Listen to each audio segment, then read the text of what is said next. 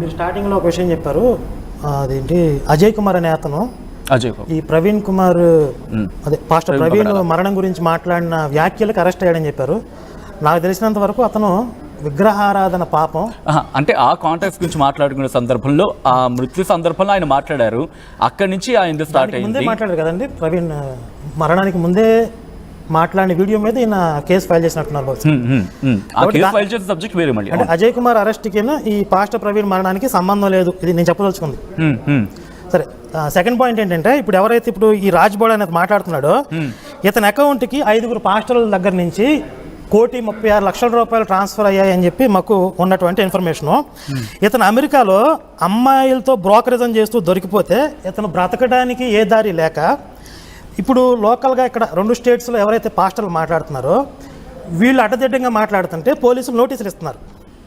మీరు చెప్తున్న వాటికి ఆధారాలు తీసుకురండి అని చెప్పి నోటీసులు ఇస్తున్నారని చెప్పి ఈ పాస్టర్లు అందరూ ఏం చేశారంటే, నువ్వు ఈ కేసుని ఈ విధంగా జనాల్లో రెచ్చగొట్టే విధంగా నువ్వు అమెరికాలో ఉన్నావు కాబట్టి నీకు నోటీసులు ఇవ్వడం, పోలీసులు ఇమీడియట్ రియాక్ట్ అవ్వడం నీకు ఇబ్బంది ఉండదు కాబట్టి నువ్వు అక్కడ కూర్చొని నీ నోటికి వచ్చిందల్లా వాగు అని చెప్పి 5 పాస్టర్ల నుండి నాకున్న ఇన్ఫర్మేషను 1,36,00,000 రూపాయలు ట్రాన్స్ఫర్ అయింది ఇతని అకౌంట్కి వీళ్ళ వైఫ్ అకౌంట్కి కూడా.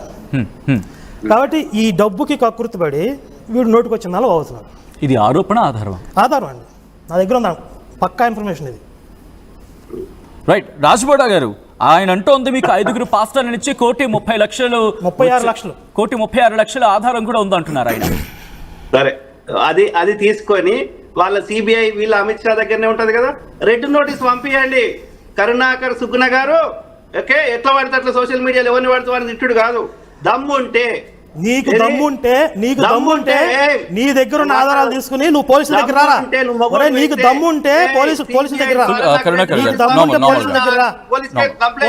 రారా. నువ్వు పోలీస్ కంప్లైంట్ చేయి. నువ్వు అక్కడ కూర్చుని నోటుకు వచ్చిందల్లా వాగటం కాదు. నీ దగ్గర నువ్వు ఆధారాలు తీసుకురా, పోలీసుల దగ్గర. నువ్వు అమ్మాయిలు బ్రోకరేజం చేస్తూ దొరికిపోయావు అమెరికాలో అనే విషయం మాకు తెలుసు.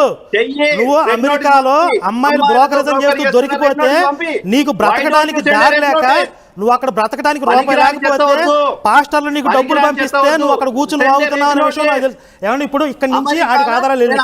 ఇక్కడి నుంచి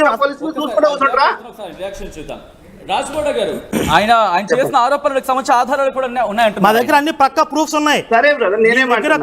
నీకు 1,36,00,000 ట్రాన్స్ఫర్ అయ్యాయని చెప్పి మా దగ్గర పక్కా ఆధారాలు ఉన్నాయి. నువ్వు ఈ పాస్టర్లందరూ కలిసి ఆంధ్రప్రదేశ్లో విధ్వంసం సృష్టించాలని చెప్పి ఒక పథకం వేశారు. దానిలో భాగంగా నువ్వు అక్కడ కూర్చొని జనాన్ని రెచ్చగొడుతున్నావు. ఏపీ గవర్నమెంట్ మీద మీరు కుట్ర చేశారు. ఈ ఆధారాలన్నీ కూడా మా దగ్గర ఉన్నాయి, పక్కా ఆధారాలతో మాట్లాడుతున్నాం. సచిన్ బ్రదర్, అట్లాంటి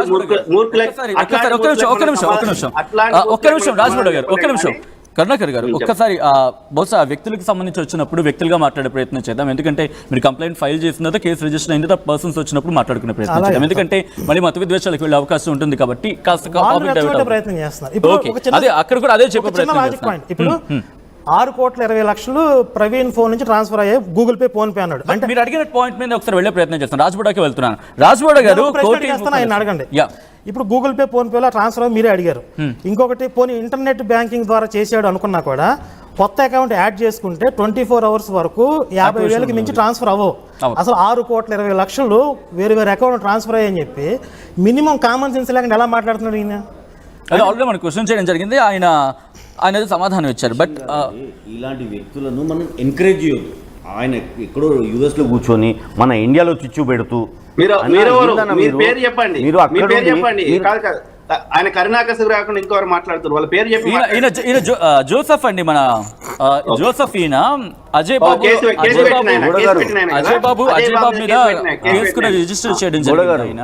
మీరు దయచేసి ఇండియాకు వచ్చి ఇక్కడ ఎవరైతే మీ దగ్గర ప్రూఫ్ ఉందో అది పోలీస్కి ఇచ్చి మీరు ముందుకు వెళ్ళండి. అంతేగాని అక్కడ కూర్చొని ఇండియా మీద దుమ్ము రేపుతూ తెలియలేదు. ఈ సుగుణాకర్ అనడానికి తెలియలేదు. ఇలా పంచ ప్రభాకర్ నోటీసులు పంపించారా? మరి ప్రపంచంలో ఎక్కడున్న నోటీసులు పంపించవచ్చా? కేంద్ర ప్రభుత్వం నీ చేతులు ఉన్నదా? సిబిఐ నీ చేతులు ఉన్నదా? ఎందుకు మాట్లాడుతున్నావు? మోడీ ఎన్నిసార్లు అమెరికాకు వచ్చిండు?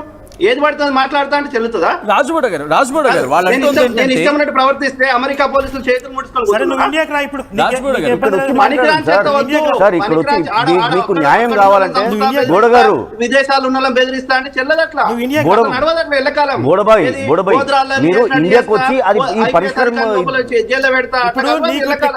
టికెట్ డబ్బులు ఎల్లకాలం ట్రాన్స్పోర్ట్ నడవదు. రాబోదు నువ్వే అనుకుంటే చెప్పినావు మేము కదా, కర్మ ఫండ్ చేసి సిద్ధాంతం. నీకు కర్మ ట్రాన్స్పోర్ట్ సిద్ధాంతం ఏర్పాటు చేస్తాం. చిన్నజీఆర్ నీ స్వామికి దగ్గ- వర్తించదా? నీ దగ్గర ఉన్న కర్మ ఆధారాలు సిద్ధాంతం తీసుకురా నువ్వు కరుణాకర్ సుగ్రకి వర్తించదా?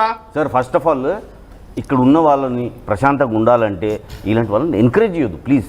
ఎందుకంటే ఆయన అక్కడ ఉన్నాడు, ఆయనకి ఏమని తెలుసా? జోసెఫ్ గారు ఇక్కడ ఎంకరేజ్మెంట్ ఎంకరేజ్మెంట్ ఇది లేదు. నేను వచ్చే ప్రయత్నం నిజాన్ని చేస్తాను. తట్టుకునే దమ్ము ఉండాలి. నిజాన్ని మీరు ఇక్కడ చెప్పండి సార్, ఎవరు వద్దంటారా? సరే ఇప్పుడు ఆయన రాజు గారు, ఇప్పుడు యా, ఒక్కసారి ఓకే, ఇక్కడ 6 కోట్లు ట్రాన్స్ఫర్ అయిందని చెప్పారు. 1 డేలో 6 కోట్లు ట్రాన్స్ఫర్ అవుతారా అండి? ఈ గూగుల్ పేలో కానీ, ఫోన్పేలో కానీ, నెట్ బ్యాంకింగ్లో కానీ కొంచెమైనా సెన్స్ ఉండాలి సార్. సార్ మీరు నాకన్నా ఎక్కువ చదువుకున్నారు, నాకన్నా పెద్దవాళ్ళు, నాకన్నా మంచివారు. రాజు గారు, యా, ఇట్లా రాజుగౌడ గారు, మాట్లాడుకోండి పిచ్చి పిచ్చి మాటలు. ఇక్కడ సుగుణా గారు, కనకర సుగుణా క్వశ్చన్ రైజ్ చేశారు మీకు. 1,30,00,000 అంశానికి సంబంధించి ఆయన దగ్గర ఆధారాలు ఉన్నాయంటూ కూడా చెప్పుకొస్తున్నారు. సో దీని మీద మీరు క్లారిటీ ఇస్తారా? తప్పకుండా బ్రదర్, ఆయనకి ఏ ఆధారం ఉన్నా సరే అది అమెరికా పోలీసులకు కానీ, ఇండియా పోలీసులకు కానీ ఆయన కంప్లైంట్ ఇవ్వండి, నాకు నోటీస్ పంపండి. సింపుల్ పబ్లిక్ లో అవేర్నెస్ తీసుకొస్తున్నా. ఇప్పుడు ఆయన ఏం చేస్తున్నాడు? సింపుల్. పబ్లిక్ లో ఏ పెడుతున్నాం. పబ్లిక్ లో పెడుతున్నాం. చెప్పుకో ఎవడొద్దంటలేడు. ఆ, ఎలాగ చేస్తుంది? నీ రంగు బయట పెడుతున్నాం కదా. పనికిరాని చెత్త వద్దు, అయితే కంప్లైంట్ లేదంటే సోషల్ మీడియాలో చెప్పుకో. నేను ఎప్పుడు ఏం చేయాలో నాకు తెలుసు. నీ పని నువ్వు చూసుకో. చేసుకో, ఎవడొద్దంటలేడు. నువ్వు నేను చేసేది నేను చేస్తా బ్రదర్.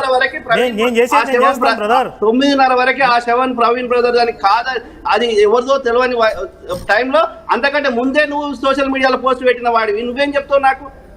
ఏంటి నువ్వు అప్పుడు ఏ రోజు నువ్వు పోస్ట్ పెట్టినావు ప్రవీణ్ బ్రదర్ చచ్చిపోయినా? ఏ రోజు పెట్టాను? నువ్వు చెప్పు. ఏ రోజు పెట్టాను చెప్పు, నువ్వు చెప్పు. నా ఫేస్బుక్ లో ఉంది, చూసుకో వెళ్ళి. నా ఫేస్బుక్ లో ఉంది, వెళ్ళి చూసుకో. మళ్ళీ తర్వాత డిలీట్ చేసిండు.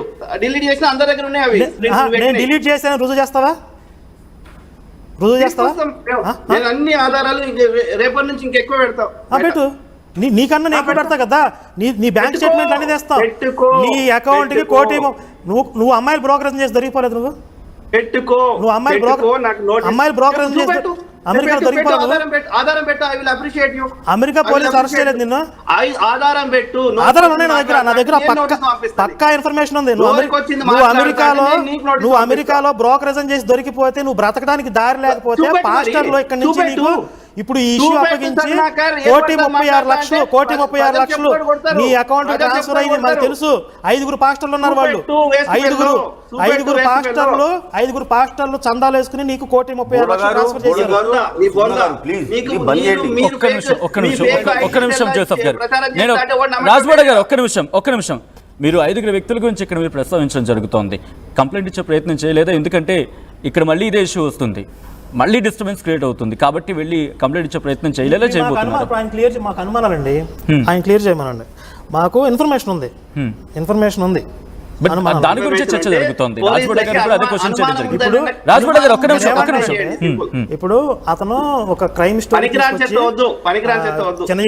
లేదు ఒక్క నిమిషం. రాజగౌడ గారు, మీరు ఒక ఆరోపణలు లేకపోతే అనుమానం వ్యక్తం చేశారు, దాని మీద మీరు క్వశ్చన్ అడిగారు. ఇప్పుడు నాకు అదే క్వశ్చన్ నేను అడిగినప్పుడు క్లారిటీ తీసుకునే ప్రయత్నం చేస్తున్నాను. మళ్ళీ మీ దగ్గరికి వస్తాను నేను. అనుమానాలు అనే పేరుతో అమిత్ షా అంటున్నాడు, చిన్నజీయర్ స్వామి అంటున్నాడు, ఎంపీల పేర్లు చెప్తున్నాడు. ఈ అనుమానాల పేరుతో వీళ్ళ పేర్లు చెప్పినప్పుడు వాళ్ళ పరువుకి భంగం కదా, వాళ్ళకి వ్యక్తిగతంగా నష్టం జరగదా? ఇప్పుడు వ్యక్తిగత స్వేచ్ఛ అని మాట్లాడుతున్నాడు. వ్యక్తిగత స్వేచ్ఛ ఎంతవరకు?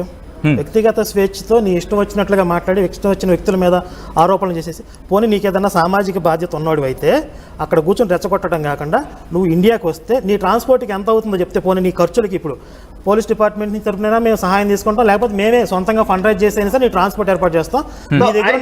నీ దగ్గర ఉన్న ఆధారాలు తీసుకొచ్చి పోలీస్ డిపార్ట్మెంట్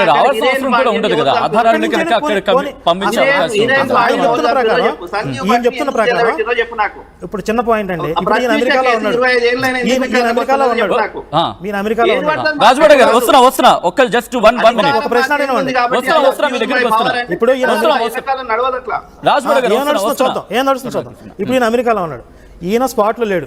ఈయనకే ఇక్కడ ఇండియాలో ఉన్న పర్సన్స్ ఎవరో ఇన్ఫర్మేషన్ ఇచ్చారు. ఎవరైతే ఆ పర్సన్స్ ఇన్ఫర్మేషన్ ఇచ్చారో అసలు ఆయనకి ఇవ్వాల్సిన అవసరం ఏంటి? ఆయన ఏమైనా సిబిఐ ఇన్వెస్టిగేషన్ ఆఫీసరా? వీళ్ళు డైరెక్ట్గా పోలీస్ డిపార్ట్మెంట్కి సబ్మిట్ చేస్తే ఇక్కడ ఆధారాలు ఇక్కడ ఎవిడెన్స్ ఇక్కడ ఇచ్చేస్తే కేసు క్లోజ్ అయిపోద్ది కదా, ఎవరు దోషాలను పట్టుకుంటారు కదా. ఈయనకి తీసుకెళ్ళి అప్పగించాల్సిన అవసరం ఏంటి? అసలు ఈయన ఏంటి అసలు ఈ కేసుకు సంబంధించి? అది ఎక్కడ అసలు లాజికల్గా ఏమన్నా ఉండాలి కదా. ఓకే, అంటే మీరు అంటుంది ఏంటంటే ఈ కేసుకు సంబంధించి ఒక ఇన్ఫర్మేషన్ మీకు తనకు వెళ్ళిందంటే ఆ ఇన్ఫర్మేషన్ క్రాస్ చెక్ చేసుకుని అనేది ఫస్ట్ క్వశ్చన్ మీది, రైట్? అసలు ఎవరన్నా వ్యక్తులు ఇతనికి ఇన్ఫర్మేషన్ ఇచ్చారని చెప్తున్నాడు కదా, ఇతనికి ఇవ్వాల్సిన అవసరం వాళ్ళకి ఏంటి అంటున్నా. ఇప్పుడు ఇతను ఏమైనా పాస్టరా లేకపోతే క్రైస్తవ సంఘాలకు ఏమైనా ప్రతినిధి? పోనీ ఈ విషయం మీద ఇక్కడ లోకల్గా పెద్ద పెద్ద పాస్టర్లు ఉన్నారు, వాళ్ళు ఫైట్ చేస్తున్నారు, తీసుకెళ్ళి వాళ్ళకే ఇవ్వచ్చు కదా. ఇతనికంటే ఎక్కువ అరెస్ట్ అయిన అజయ్ కుమార్ ఎక్కువ అరిశాడు, జాన్ బెన్నీ లింగం ఎక్కువ అరిశాడు, లేకపోతే అభినయ్ దర్శన్ ఎక్కువ మాట్లాడుతున్నాడు. ఇక్కడ ఎంతోమంది మాట్లాడే స్పీకర్లు ఉన్నారు, పాస్టర్లు ఉన్నారు, ఫైట్ చేసే వాళ్ళు ఉన్నారు. ఇది ప్రమాదం అని క్లియర్గా కనపడుతున్న హత్య అనే విధంగా మాట్లాడే పాస్టర్లు ఉన్నారు. ఈ పాస్టర్లకే తీసుకెళ్ళి ఇవ్వచ్చు కదా, ఇక్కడున్న పోలీస్ డిపార్ట్మెంట్కి ఎవిడెన్స్లు ఇవ్వచ్చు కదా. ఎక్కడో అమెరికాలో కూర్చొని ఈయనకి తీసుకెళ్ళి అప్పచెప్తారు ఎవరన్నా? దానివల్ల వాళ్ళు సాధించేది ఏంటి? ఇప్పుడు పోనీ నాకు పలానా ఇన్ఫర్మేషన్ ఉంది, ఇదిగో ఆధారం అని చెప్పి బయట పెడుతున్నాడా? నోటికి వచ్చిందల్లా వాగుతున్నాడు. నోటికి వచ్చిందల్లా వాగే క్రమంలో ఏం చేస్తున్నాడు? రెండు మతాల మధ్య గొడవలు పెడుతున్నాడు. ఇప్పుడు చిన్నజీవి స్వామి అన్నాడు, ఆయన హిందుత్వానికి సంబంధించి ఒక స్వామీజీ, అంటే ఈ హత్య హిందువులు చేశారంటున్నాడు. కాసేపు ఏమో క్షుద్ర పూజలు చేశారంటున్నాడు. అసలు మీరు మొత్తం ఇన్సిడెంట్లో ఓవరాల్గా చూస్తే ముస్లిం వర్గానికి సంబంధించిన వాళ్ళు వార్నింగ్ ఇచ్చారు ప్రవీణ్కి. లేదు సరే వాళ్ళ పక్కన ముస్లిం అనకండి, ఒక మనిషి పేరు చెప్పండి. ఆయన పేరు షమి. ఇస్లాం మతానికి అంటే హిందూ మతానికి సంబంధించిన పెద్దలకి అంటగడుతున్నాడు కాబట్టి నేను అసలు జరిగింది వేరే రిలీజియన్ గురించి థ్రెటనింగ్ అని చెప్తున్నా. ఇంకొకటి క్రిస్టియానిటీలోనే ఉన్నటువంటి రంజిత్ తోఫీర్ కూడా పాస్టర్ ప్రవీణ్ని వార్నింగ్ ఇచ్చాడు, తలకాయ తీసుకురామని చెప్పి. వార్నింగ్ ఇచ్చిన సార్ పేరు చెప్పండి చాలు. రంజిత్ తోఫీర్ పాస్టర్, ఆయన పేరు పాస్టర్ రంజిత్ తోఫీర్. వీళ్ళు ఎవరైతే వార్నింగ్ ఇచ్చారో వాళ్ళని వదిలేసి ఒకవేళ ఆరోపణలు చేస్తే వాళ్ళ మీద చేయాల్సింది, వాళ్ళ మీద మాట్లాడాల్సింది పోయి ఏ సంబంధం లేనటువంటి హిందువులకు అంటగట్టి